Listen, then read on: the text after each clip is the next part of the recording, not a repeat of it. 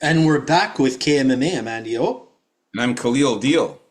And we're going to be bringing you our main card previews and predictions for UFC Fight Night Winnipeg. We're going to be starting it off with Dennis Buzukja against Mauricio Barbosa. Then it's Thiago Moises against Gage Young. Followed by Jasmine Jasudavicius against Karine Silva. Then it's Manel Nalo against Jay Hebert. In the co-main, we have Kyler Phillips against Charles Jourdain. And main eventing, we have Gilbert Burns against Mike Malott. So the real deal. Who you got for the opening card here with our favorite, Dennis Buzukja. Remember when we previewed one of his fights like 4 times? Oh, yeah. I remember that, man. Yeah, so Dennis Buzukja against Marcio Barbosa here. Dennis Buzukja, he's a versatile, strong boxer. He utilizes sharp striking with a high volume approach. He fights with the Serra Longo fight team and Weidman MMA. And he's rooted in boxing. He's a well-rounded fighter. He's capable of competing on the ground and in the clinch. He brings a gritty, hard-working style to the fight. He grew up boxing at Cops and Kids in Brooklyn. He brings a high-paced technical striking game. He's got spinning back elbows. He trains in New York.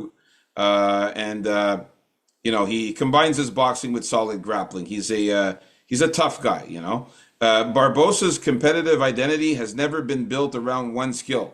He's a Brazilian Jiu-Jitsu black belt. He has good technical grappling, but most of his fights end in knockouts rather than submissions. Marcio Barbosa's fighting style is characterized by speed, pressure, and repeated first-round knockout finishes.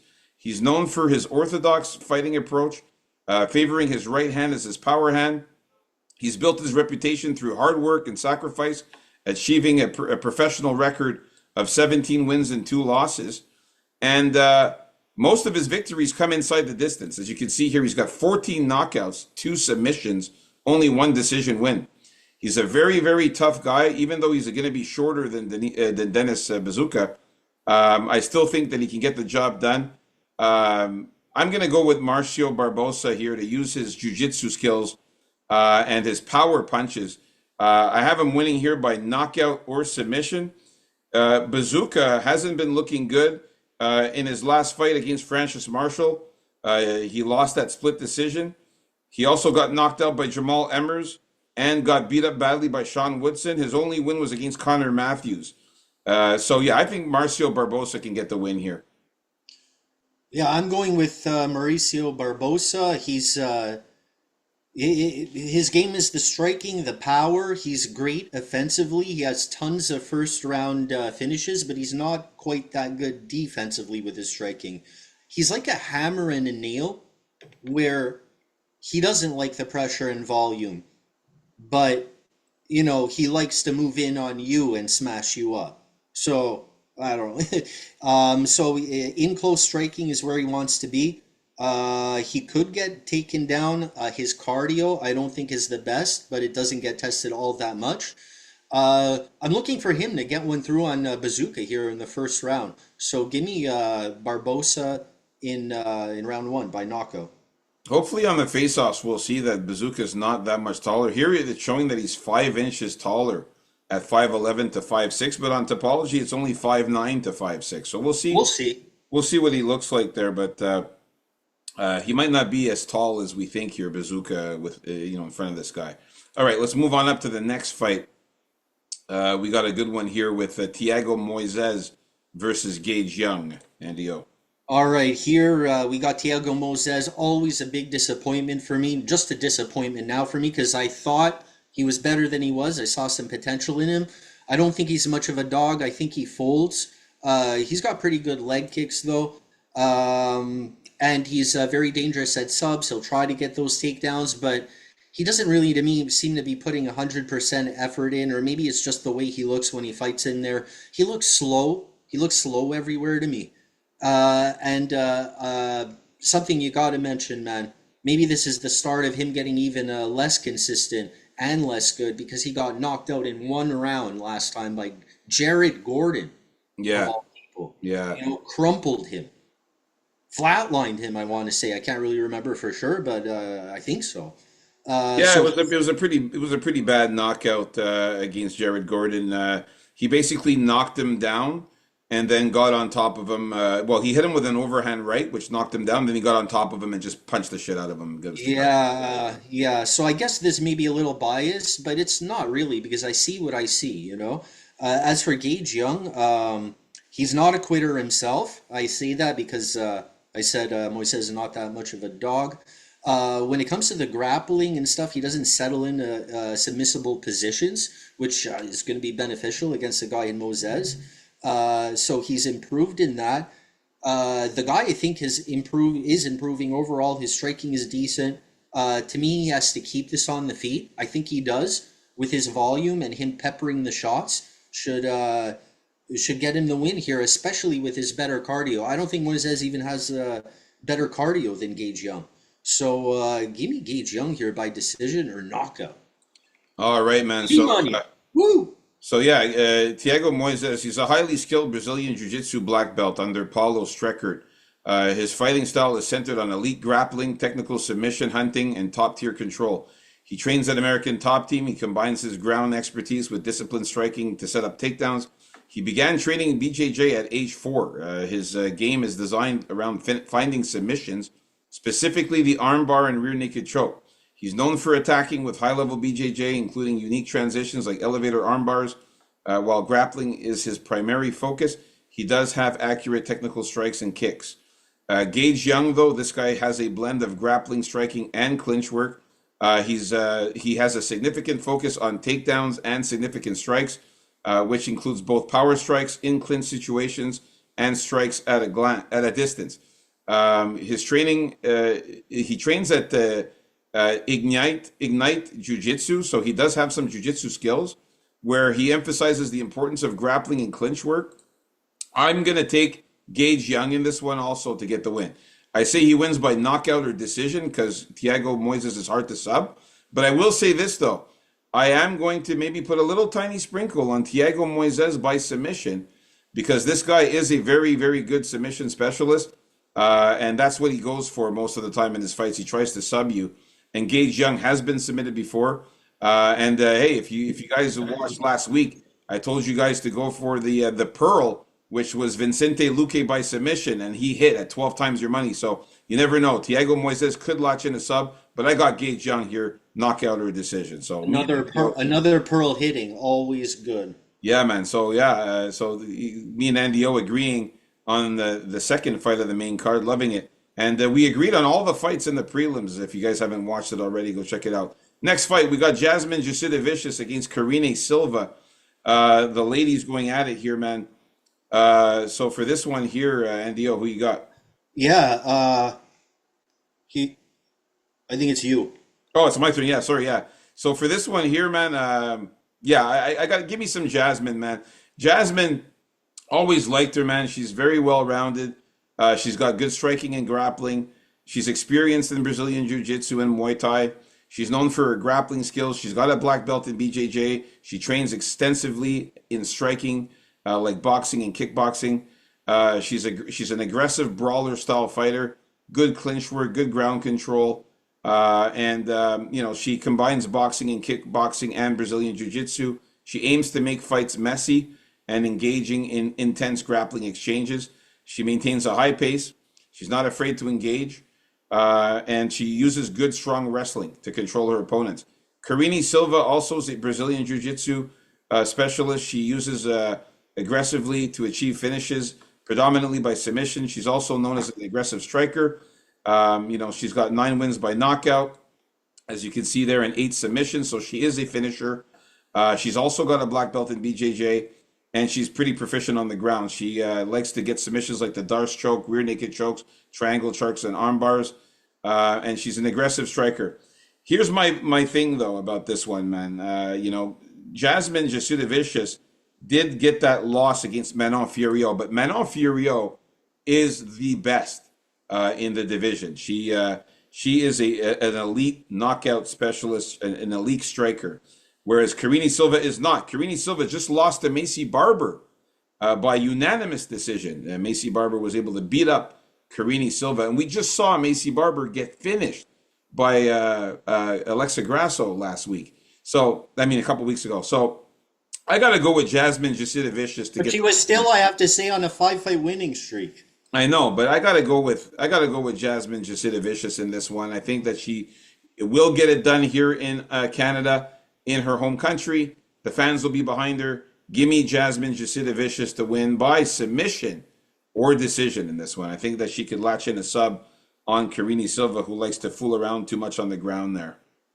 I'm going with Jasudavicius, also to give the Canadian women a clean sweep on the card. I think I'm always pretty confident in Jasmine's ability to fight within her limits and to get that wrestling going, make it a little ugly, make it hard on the opponent, and rely on her toughness to get it done. Because she's very tough, also can eat some shots. I really think, although it wasn't long that fight, like her striking's not that good, Jasudavicius. I think early in that fight against the Beast, Manon Fiorot, she kind of connected with Fiorot, which led her to stay on the feet and go with that ultra pressure a tiny bit longer than she should have, and she didn't go to the wrestling because of that. And that tiny mistake caused that knockout, I believe. I'm not saying she should have won the fight. I was hoping she would have, but the mistake was just staying on the feet like that a tiny bit longer than you had to, and Yeah. like you just can't do that with Fiorot. But I think she's going to bounce back here. A weakness of Karine Silva is, we've seen her not being able to get up with top heavy pressure by good wrestlers, and this is one of the strengths of Jazzy J here. So yeah, not that Karine Silva isn't a good submission fighter here, but she's fought through good grapplers before with her style and her wrestling and her pressure. So and her cage push if need be. So give me Jasmine by decision or knockout. Yeah, I also like that she's going to be the taller fighter here, Jasmine. She's going to have a 3-inch height advantage over Karine Silva there. So nice, man. So we in agreement with Jasmine here. So let's move on up to the next fight. We got Mandel Nalo against Jai Herbert. And Okay, Manel Nalo, or Rat Garbage, actually, is Hey, he's what a a name. Hey, what a he has fucking a nickname there, he Rat. has a fun name. Love it, Rat Garbage. He's a fun fighter, and that's all I can really say. He has good, varied strikes, which I love, which is very fun to watch. But he has trouble with wrestlers. And now, luckily for him, Jay Herbert isn't a wrestler, but he can pull out a takedown now and then, go to the grappling to mix it up. What he has is not a combo striker, but he finds his spots well with what he's trying to do. He's definitely better earlier in fights, weaker on the ground, for sure, I said, than on the feet. And I don't know about this guy's cardio. So I'm not going to fall into this trap of picking this Rat Garbage because, wow, he's so fun and he's going to knock this guy out in insane fashion, which he may. But Jay Abera, man, I don't think he's really that chinny. Like, he survived some beatings in there. Sure, he doesn't look as spry anymore, but he's a great kickboxer. He likes his space. He uses his combos well, and he has a way of taking over as the fight goes on. But mainly here, these guys, they're like the same age. That's the thing. Mandel Nalo isn't some up-and-coming young phenom here. He's been around for a while. He's probably just as shop-worn as Jay Heber, and Jay Heber has fought the way better competition, almost knocking out Ilya Tapuria. So, give me Jay Heber to use just good kickboxing, sound defense, especially early on in the fight, and get your shit working. And the later the fight goes on, I think Jay Heber can handle that. I think it's a good pick here. I think this guy's all hype, and it's not that ripe. So give me Heber by knockout or decision. Nice rhyme there. Yeah, Jay Herbert, he's a striker with a background in kickboxing. He's known for his powerful, high volume combinations and aggressiveness, forward pressing approach. He's nicknamed the Black Country Banger. He utilizes a long jab. He likes to kick. He uses kicks and knee strikes, uh, often employing level change feints to find knockout openings. He's a former cage warrior lightweight champion. He relies primarily on boxing, though, and kickboxing. He's known for constantly pressuring opponents using a long reach to land combinations. And his arsenal includes a strong jab, knees up the middle, which is effective against grapplers, powerful kicks, and he has trained to improve his ground game, though, his jiu-jitsu and wrestling. But Mandel Nalo, this guy is a finisher, man. You can see out of his 14 wins, 8 knockouts, 6 subs, no decision wins. He's a strong finisher. He focuses on fundamentals. He fights with composure, maintaining good distance and landing clean, efficient combinations. He's known for his calculated movements on the feet, working behind the jab and avoiding unnecessary exchanges. His defense skills are strong. He keeps a tight guard, avoids unnecessary exchanges. Under pressure, he remains composed, particularly against more aggressive opponents. While he's not necessarily a submission specialist, his grappling ability allows him to secure takedowns, control opponents on the ground, and this could be crucial in a matchup against a striker like Jay Herbert. So I'm going to go with Rat Garbage. I think he's going to get the job done by knockout or submission. I think he has the power to knock out Jay Herbert, and he can take him on the ground, get some ground and pound, or even sub him. So I'm going to go Mandel Nalo here to get the finish. So first disagreement in the entire card between me and Andy O here in this one. So let's move on up to the next fight. We're going up to the co-main event here of the evening. We got Kyler Phillips against Charles Jourdain. For this one here, man, this is a fight where I really like Charles Jourdain in this one. Now, Kyler Phillips, he's dynamic, he's technical, he's a versatile fighter, unpredictable striking. He's got good wrestling. He's got a Carlson Gracie BJJ brown belt. He's a former California State wrestler. He's got high level cage control, diverse striking combinations. He fights like the Matrix. That's why they call him the Matrix, because he incorporates Muay Thai, boxing, karate to create unique high volume combinations. He avoids his opponents by switching stances, keeps opponents guessing. His strikes are unexpected and untelegraphed, he's a very good wrestler. Charles Jourdain, though, this guy is also able to deliver significant strikes, including strikes at a distance, power strikes on the clinch and on the ground. He's known for good takedown defense, which I think is going to be crucial against Kyler. He's got very good takedown defense. He's got also good grappling himself. He's got good clinch work, and he has submissions himself as well. He also has good jiu-jitsu. You can see here 8 knockouts, 7 submissions for Jourdain. This is going to be a good fight. I'm going to pick Charles Jourdain to get the win here in Canada. I think this is going to be a motivated Charles Jourdain. He's just coming off a 2-fight winning streak against Victor Henry, where he subbed Victor Henry, who has a similar fighting style to Kyler Phillips, and he also submitted Davy Grant, and Davy Grant's a very tough guy. And Kyler Phillips has been on a 2-fight losing streak, getting beat up by Rob Font, lost the unanimous decision there, and also lost unanimous decision to Vinicius Oliveira. So I like this bounce back spot not bounce back, but I like this win here for Charles Jourdain. I think he's going to go on a 3-fight winning streak here. Give me Charles Jourdain a win by decision. I know Kyler Phillips is a tough guy. And I'll say this, though. Come betting, a little sprinkle on Kyler Phillips also, because this guy's a motherfucker, man, Kyler Phillips. He doesn't go down. He's a very tough fighter, so it should be very close. But I'll pick Charles Jourdain here. Kyler Phillips is a good dog play, though, in the betting. Yeah, this is kind of like a pick Kyler early and Jourdain late because Yeah. Kyler Phillips, I think he is really skilled. Matrix like moves now and then, really good spinning kicks, not much tell, and but I think they're kind of like more movie set strikes when he tries to start spanning them. They look good as an extra in a movie doing a nice looking kick rather than sometimes when he's in an actual cage. And he can't seem to harness whatever it takes to be for his cardio. Like he's not the same fighter after half of the fight is over, or even earlier in the second round. He's just not the same as he was in the first, and he's about done in the third. So not to mention Charles Jourdain, he's not bad in the first round either. And I am picking Charles Jourdain here because I think we have an even more lethal, more improved Charles Jourdain since he moved down to bantamweight. Yeah. Him in his awkward, longish frame, and the fact that he had two subs, right away moving down.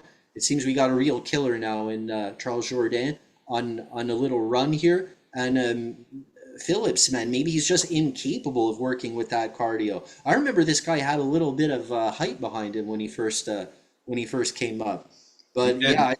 I like this new looking Jourdain at bantamweight. So give me Jourdain by sub or knockout. I say he gets rid of him later on in the fight.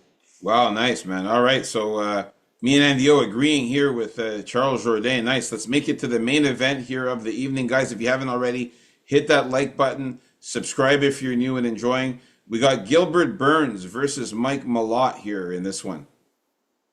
Uh, yeah. So here I'm gonna go with Mike Malott here. Uh, Gilbert Burns, like, look, he's had a great career on and all that. He's been losing to killers, but he just doesn't seem to have that will to get into the fire and just throw bombs and stand in the pocket the way he used to. Like the way he fought Kamzat, Yeah, Kamayev. Yeah. yeah, for example. And even Usman, but he was kind of over aggressive and he ended up getting himself knocked out in that fight. But it's not really the same guy here. Uh, I pretty much see him trying to connect with a big overhand right or something like this in this fight because he still has that power.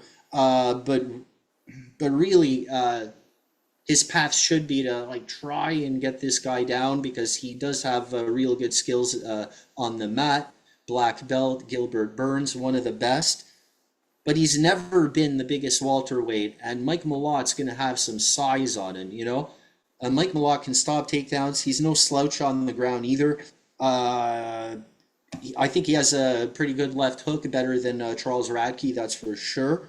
And he has a way of getting like using the other guy's apparent rhythm against them. I find my problem with Mike Malott is his cardio issues. Like it's a 5 round fight again here. Let's hope his cardio is better than what we saw in that horrendous display against Neil Magny, for instance, where he was completely gassed out in that one. But Yeah. yeah, here's another guy who's super excited to be in Canada. Mike Malott, one of these animals fighting in there in the cage. We fight the algorithm out here. The best way to help us is to like and subscribe. We appreciate every one of you, and we also appreciate when it's done proper, like proper Mike Malott. I can't wait for the Fabulous Friday Face-Off show. I can't wait and see if Gilbert's going to shake Mike Malott's hand. We know Gilbert is. He's just a nice guy, so we will shake his hand. But man, if it wasn't over before then, if he didn't his hand, certainly it's an easy path to retirement, that's for sure. Give me Mike Malott here by decision or knockout. All right, man. So we're gonna finish off the card in agreement here. I've also got Mike Malott. So me and Andy only disagreeing on one fight. Mike Malott, man, he's a highly skilled fighter. He's known for a finish first approach, combining technical Muay Thai striking with a dangerous submission focused grappling game. He's a Brazilian Jiu Jitsu black belt and experienced coach. He excels at managing distance, finding quick knockouts, capitalizing on opponents' errors, and efficient ground techniques. He's known for his fast, efficient finishes rather than grinding out decisions, utilizing a proper style that mixes calm, technical adjustments with high intensity. He's a trained Muay Thai crew. He uses precise striking, focuses on knees, technical punches to secure stoppages. He's a Brazilian Jiu-Jitsu black belt as well, with a preference for submission techniques, including the rear naked chokes. And of course, Gilbert Burns, man, we know that this guy's a highly decorated Brazilian Jiu-Jitsu expert. He's a third degree black belt. He's very dangerous at his submissions. He's a powerful striker too. He also has a fighting style that combines elite level grappling and submission skills with explosive, heavy-handed boxing, a solid wrestling base. He often looks to initiate grappling while using striking to create opportunities. Burns is a world-class grappler with achievements including IBJJF, World Champion, gi and no gi, ADCC podium finishes. He's known for high-level submission ability, and he's a very good jiu-jitsu expert, man. Potent striker too. So it's going to be a good, fun match, I think. But I think Mike Malot's going to get the job done here. I think he's just a little bit more powerful than Gilbert Burns. I think he's got more power in his hands there. He's going to be much younger too. Gilbert Burns, man, beware of the submission, though I will say this again. A little sprinkle on Gilbert Burns as a dog here is not a bad play because you never know. This guy could get a submission or knockout Mike Malott. But I'm going to pick Mike Malott to win this one by knockout or decision. I don't think he subs Gilbert Burns because Gilbert Burns, he is really good at getting out of submissions, man. This guy, he's been in tough situations, even against Khamzat Chimaev, where Khamzat Chimaev had him in like a crazy sub there, and he got out of it. Gilbert Burns. Remember Chimaev had him in that crazy sub. I remember just a stand-up battle where they just were wailing on each other. Yeah, but there was Maybe also also a point where Chimaev got him in a position where he almost subbed him, and Gilbert Burns got out of that position there. So and also Sean Brady also almost subbed Gilbert Burns in that fight. And he managed to survive. He did lose to Sean Brady, but he still managed to survive the submission from Sean Brady. And Sean Brady is a very high level submission guy. So give me Mike Malott to win by knockout or decision. But I said again, I think Gilbert Burns is a good little sprinkle for a dog play there. So there you have it, folks. Our early predictions and breakdowns for the main card. Can't wait for Friday for the fabulous Final Face-Off show. And like and subscribe, guys. KMMA. Let's get it this week.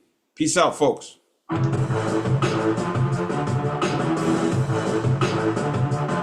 MMA.